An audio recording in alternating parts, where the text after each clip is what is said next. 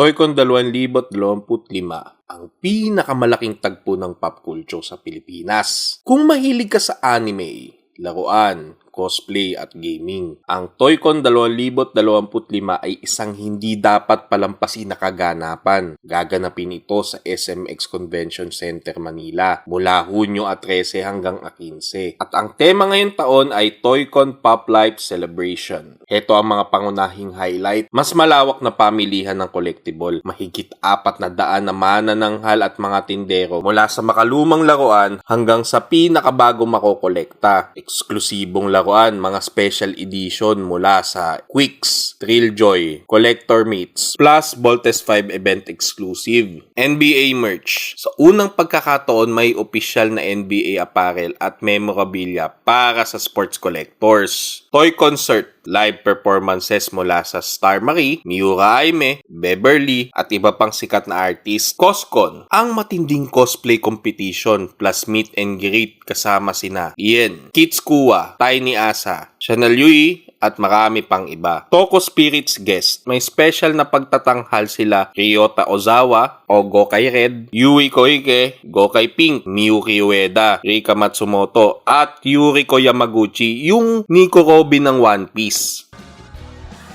Luffy ni tedashi wa sasenai wa.